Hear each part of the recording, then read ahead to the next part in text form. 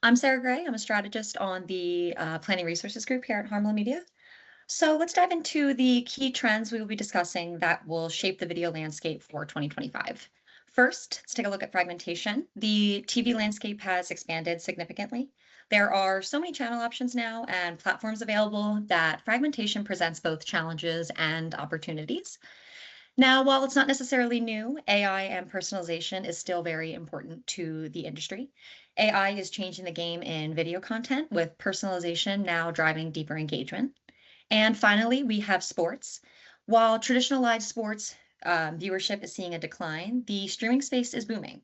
So we will dive further into what to expect in 2025 on that front.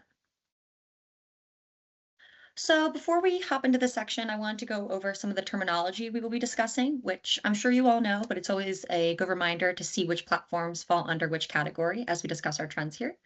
So starting with SVOD or subscription video on demand, which houses platforms like Apple TV Plus, which offer ad-free and on-demand content for a subscription fee. Next, we have AVOD or ad-supported video on demand, which includes platforms like Hulu, Peacock, and Roku. What makes this different from SVOD is these services allow users to access content on demand, but include advertisements to subsidize costs, usually providing free or just lower cost options. And then FAST or fast free ad supported television includes platforms like Pluto TV and Tubi, which deliver live and on demand content completely free to users, funded entirely by ads.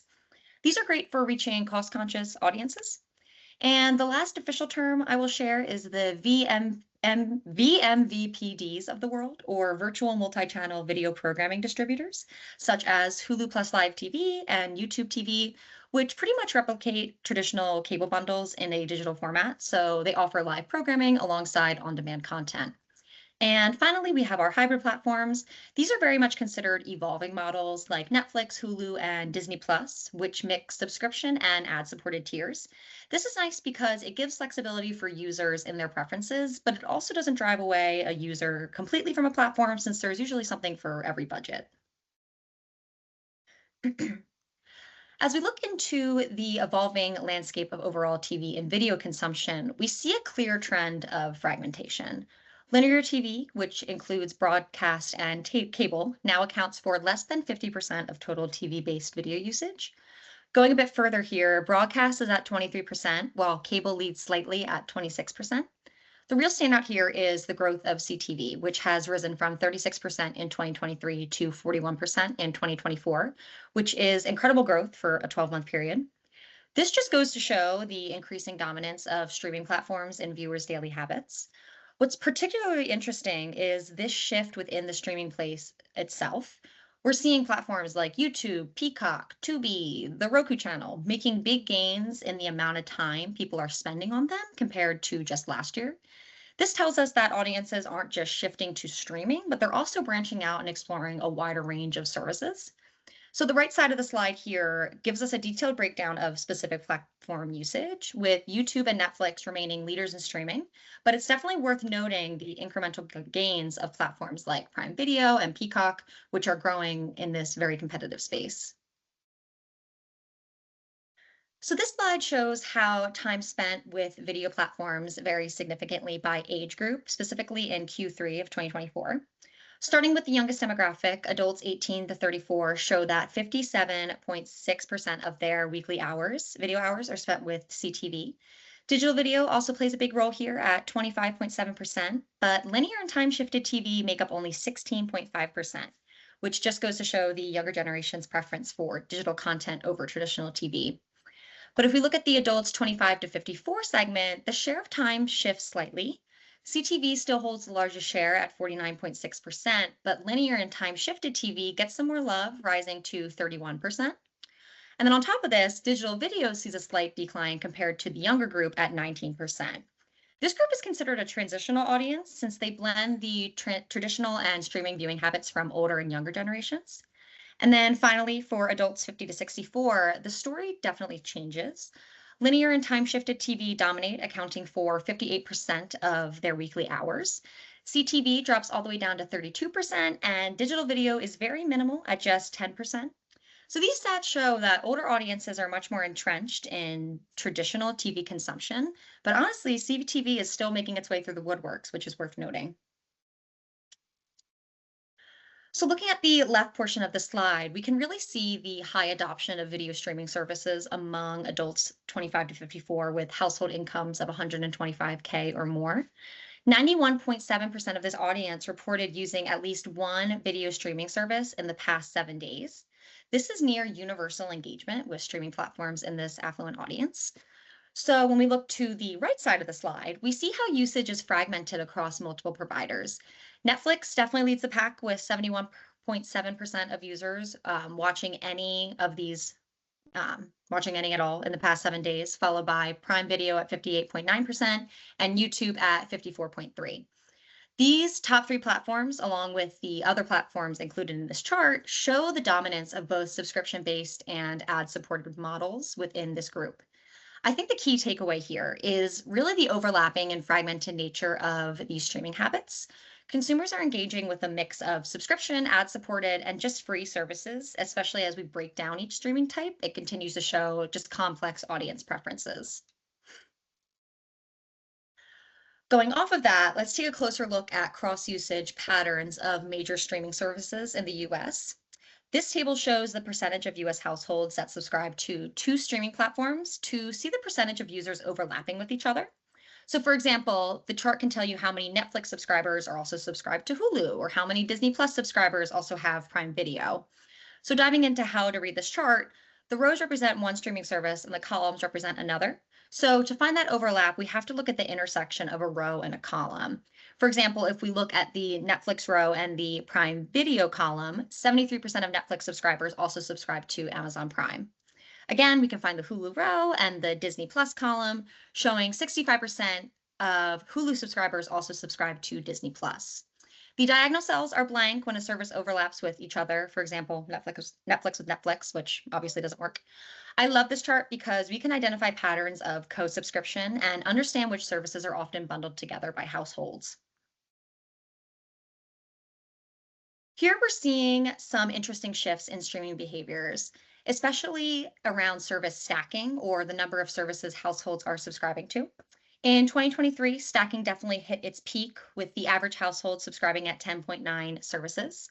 But by 2024, that number has dropped significantly to 9.1.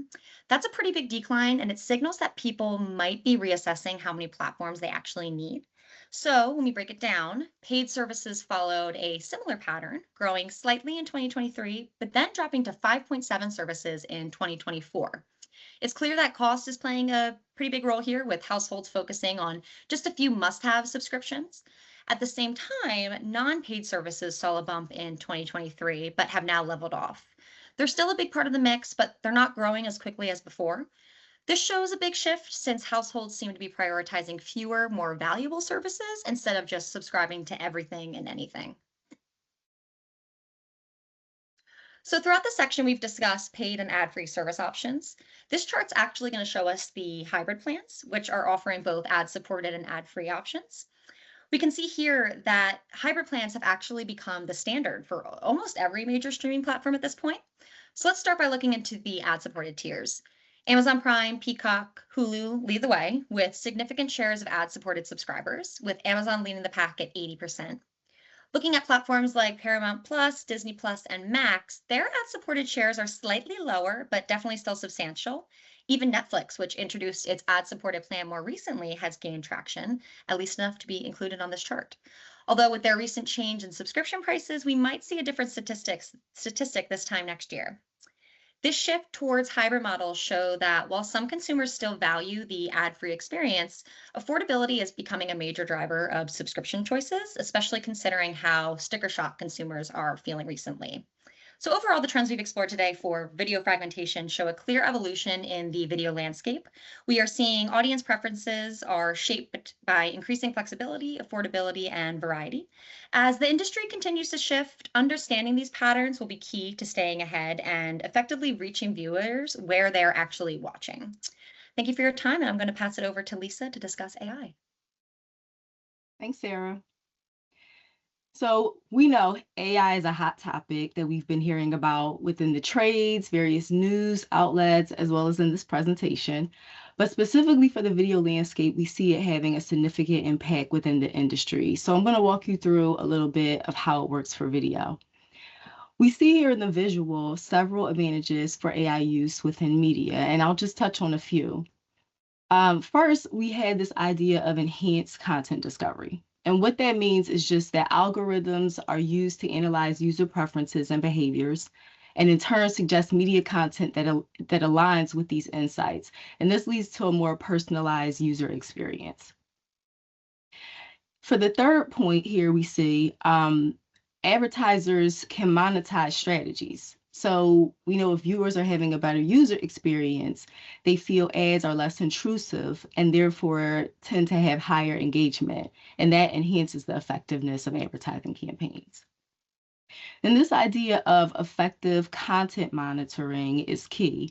There's been some quality control concerns with the use of AI, misinformation or bias. But with automatic screenings and filtering of user-generated content, we see that this leads to safer online environments and therefore trust in digital platforms. And finally, when analyzing forecasting models, learnings are used to predict future trends. So this will help with creating strategies that are more likely to lead to campaign success, ensuring relevance and competitiveness in the market. And this can also promote cost efficiencies by reducing waste when it comes to time and costs associated with content creation, which allows for allocation of resources towards other things like creative and strategic endeavors. Now, if we go to this next slide, we see two examples of how AI is being used in media.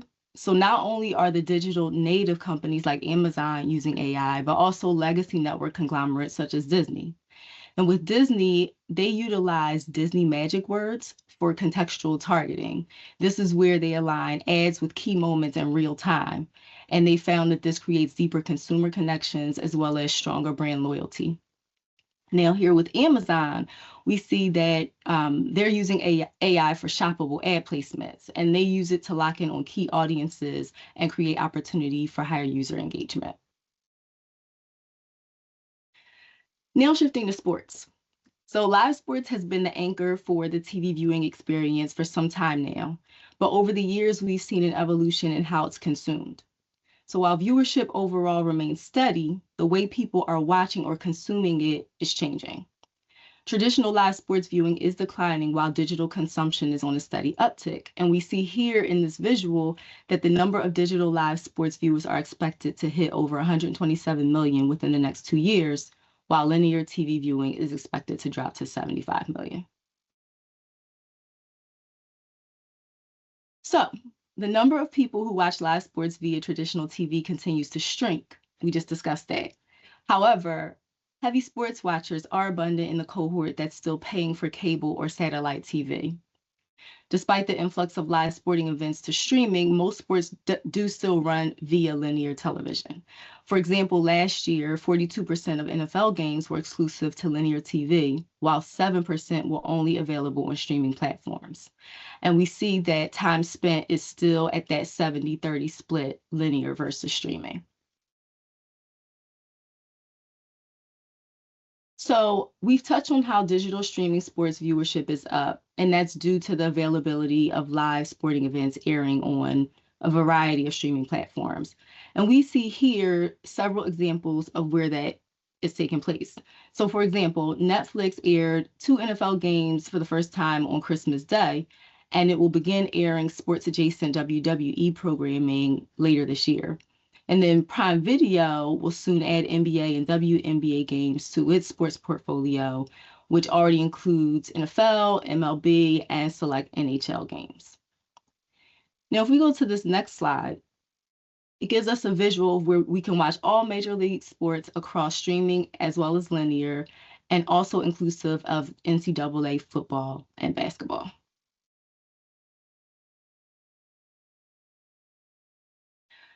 So women's sports. Women's sports has taken shape on a broader scale recently with various TV rights deals being made and or renewed for women's NCAA sports, WNBA, as well as National Women's Soccer League, just to name a few. And as you can see here, the number of women's live sports viewers has grown tremendously. In 2024, more than double the number of people watch women's sports than just 2 years prior. Now, there is still room to grow as we see that only 2.5% of total live sports viewers watch women's sports consistently in 2024. So just to wrap up on what we discussed for video, we know that fragmentation is not a roadblock. It's an opportunity for the media landscape to evolve. By embracing data-driven strategies and diverse content and cross-platform innovation, the result is stronger connections and broader campaign success. And by using AI, we know that advertisers and content creators are using data to predict user preferences, allowing for curated recommendations and experiences, which leads to higher engagement and overall campaign success. And lastly, live sports is the anchor for linear television. But with the evolution of how sports is being offered and consumed, the advantages that traditional TV once held are continuing to erode.